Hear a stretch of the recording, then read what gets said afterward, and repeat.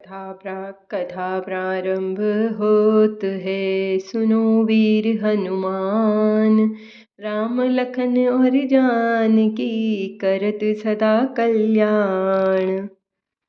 गारी मधुर स्वर देहि, सुंदर विज्ञ वचन सुनावही। भोजनु करहि सुरअति, विलंब विनोद सुनि सचु पावही। जेवत जो बड़ियो आनंदु, सो मुख काटी हुन पे है कहो। अचवाई दीने पान गने, पास जह जाक्यो बुरहे। बहुरी मुनिन हिमवंत कहू, लगन सुनाई आई। समय बिलो की विवाह कर, पटय देव बुलाई। भोजन के पश्चात फिर मुनियों ने लौटकर हिमवान को लग्न पत्रिका सुना दी और विवाह का समय देखकर सभी देवताओं को बुलवा लिया। बोली सकल सुर सादर लीने, सब ही जतुचित आसन दीने। वेदी वेद विधान सवारी, सुभग सुमंगल गावही नारी। महाराज हिमाचल ने सभी देवताओं को आदर सहित बुलवाया और यथा योग्य सबको आसन प्रदान किए। वेद की रीति से वेदी मंडप सजाया गया। स्त्रियां सुंदर मंगल गान गाने लगी। सिंहासन अति दिव्य सुहावा, जाइन बरच बिरंची बनावा। बैठे शिव विप्रन सिरुनाई, हृदय सुमिरि निज प्रभु रघुराई। वेदिका पर मंडप पर एक अत्यंत सुंदर दिव्य सिंहासन सजाया गया, जिसकी सुंदरता का वर्णन नहीं किया जा सकता, क्योंकि वह स्वयं ब्रह्मा जी ने बनाया था। ब्राह्मणों को सिर नवाकर और हृदय में अपने स्वामी श्री राम जी का स्मरण करके श्री शिव जी सिंहासन पर बैठ गए। बहुरी मुनि सन उमा बुलाई, कर सिंगारु सखी ले आई। देखत रूप सकल सुर सो मोहे, बरने छवियस जग कवि कोहे। फिर मुनियों ने पार्वती माता को बुलाया। सखियां श्रृंगार करके उन्हें ले आई। पार्वती जी के रूप देखते ही सब देवता मोहित से हो गए। संसार में ऐसा कवि कौन है जो माँ के जगदम्बिका के स्वरूप की वर्णन कर सके, सुंदरता का वर्णन कर सके। जगदम्बिका जानी भव भामा, सुरन मन ही मन कीन प्रणामा। सुंदरता मर जाद भवानी, जाइन कोटि हु बदन बखानी।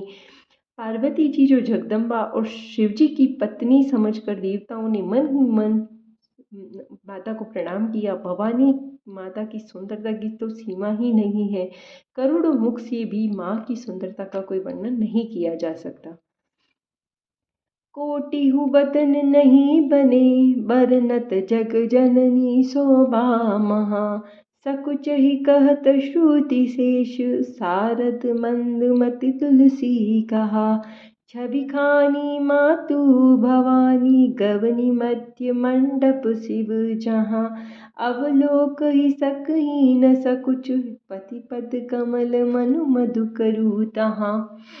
अर्थात जगत जननी पार्वती जी की महान शोभा का वर्णन करोड़ों मुख से भी नहीं कर सकते। वेद और शेष जी और माता सरस्वती जी भी उसे कहने में सकुचा जाती है। तब मंद बुद्धि तुलसी दास किस गिनती में आएंगे। सुंदरता और शोभा की खान माता भवानी मंडप के बीच में जहाँ शिव जी थे वहाँ गई। वे संकोच के मारे पति शिव जी के चरण कमलों को देख नहीं सकी, परंतु उनका मन रूपी भोरा तो वहीं रसपान कर रहा था। सिया राम जय जय राम, श्री राम जय सिया राम। मुनि अनुशासन गणपतहि, पूजे शंभु भवानी। को सुनि संशय करे जनी, सुर अनादि जिय जानी। मुनियों की आज्ञा से शिवजी और पार्वती जी ने गणेश जी का पूजन किया। मन में देवताओं को अनादि समझकर कोई इस बात को सुनकर शंका न करे कि गणेश जी तो शिव पार्वती के संतान हैं, अभी विवाह से पूर्व ही वह कहाँ से आ गए, क्योंकि देवता आदि और अनंत हैं। जैसी विवाह के विधि श्रुति गाई, महामुनिन सो सब करवाई। कही गई गिरिश कुश कन्या पानी, भवहि समरपी जानी भवानी। वेदों में विवाह की जिस जैसे रीति कही गई है, महामुनियों ने वही सभी रीति करवाई है। पर्वतराज हिमाचल ने हाथ में कुशा लेकर तथा कन्या का हाथ पकड़कर उन्हें भवानी शिव पत्नी जानकर शिवजी को समर्पण किया, अर्थात कन्यादान किया। पाणी ग्रहण जब कीन मैसा, ही हर्षे तब सकल सुरेसा। वेद मंत्र मुनिवन उच्चरई, जय जय जय ससुंकर सुर करई। जब महेश्वर शिवजी ने पार्वती जी के साथ पाणी ग्रहण किया, तब इंद्रादि आदि सभी देवता हृदय में बड़े ही हर्षित हुए। श्रेष्ठ मुनिगण वेद मंत्रों का उच्चारण करने लगे और देवगण शिवजी की जय जयकार करने लगे। बाजहि बाजन विविध विधाना, सुमन वृष्टि नभ वे विधि नाना। हर गिर जाकर भयउ विवाहु, सकल भुवन भरी रहा उछाहु। अनेक प्रकार के बाजे बजने लगे, आकाश से नाना प्रकार के फूलों की वर्षा हुई। शिव पार्वती का विवाह हो गया, सारे ब्रह्मांड में आनंद भराया। दासी दास तुरग रथ नागा, रेणु बसन मणि वस्तु विभागा। अन्न कनक बाजन भरी जाना, दाइज दीनन जाई बखाना। दासी दास रथ घोड़े हाथी गायें वस्त्र और मणि अनेक प्रकार की चीजें अन्न तथा सोने के बर्तन गाड़ियों में लदवाकर दहेज में दिए, जिनका तो कोई वर्णन नहीं किया जा सकता।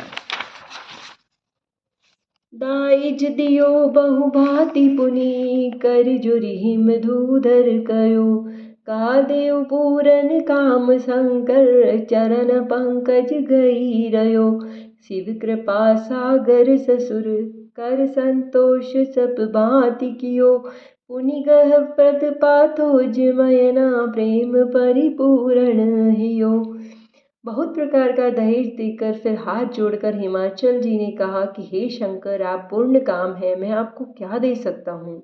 इतना कहकर वे शिवजी के चरण कमल पकड़कर रह गए। तब कृपा के सागर शिवजी ने अपने ससुर जी का सभी प्रकार से समाधान किया। फिर प्रेम से परिपूर्ण हृदय मीना जी ने शिवजी के चरण कमल पकड़े और कहा, नाथ उमा मम प्राण सम, ग्रह किंकरी करे हो। क्षमेहु सकल अपराध, अब होई प्रसन्न वरुदेहु। हे नाथ, माता मैना शिवजी से क्षमा मांगती है कि हे नाथ, यह उमा मुझे प्राणों से प्यारी है, आप इसे अपने घर की टहलनी बनाइएगा और इसके सब अपराधों को क्षमा करते रहिएगा। अब प्रसन्न होकर आप मुझे यही वर दीजिए। बहुविधि शंभु सासु समुझाई, गवनी गभवन चरण सिरुनाई। जननी उमा बोली तब लीनी, ले उचंग सुंदर सिख दीनी। शिवजी ने बहुत तरह से अपनी सास को समझाया। तब वे शिवजी के चरणों में सिर नवाकर घर गई। फिर माता ने पार्वती जी को बुला लिया और गोद में बिठाकर सुंदर सीख दी।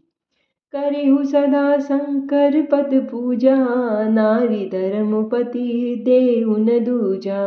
वचन कहत भर लोचन बारी, बहुरी लाई उर लीनी कुमारी। हे पार्वती, माता मैना पार्वती जी को बिठाकर कहती है कि हे पार्वती, तू सदा शिव जी के चरणों की पूजा करना। नारियों का बस यही धर्म है कि उनके लिए पति ही देवता है और कोई देवता नहीं है। इस प्रकार की बातें कहते कहते उनकी आंखों में आंसू भर आए और उन्होंने अपनी कन्या को छाती से लिपटा लिया। कत विधि सृजि नारी जग माही, पराधीन सपने हु सुख नाही। भे अति प्रेम विकल महतारी, धीर जुक की न को समय विचारी। फिर माता बोली कि विधाता ने जगत में स्त्री को पैदा क्यों किया? पराधीन को सपने में भी सुख नहीं मिलता। यो कहती हुई माता प्रेम में अत्यंत विकल हो गई, परंतु कुसमय जानकर, दुख करने का अवसर न जानकर उन्होंने धीरज धारण किया। पुनि पुनि मिलती परति गही झरना, परम प्रेम कछु जाइन बरना। सब नारिन मिली भेटी भवानी, जाई जननी उर पुनि लपटानी।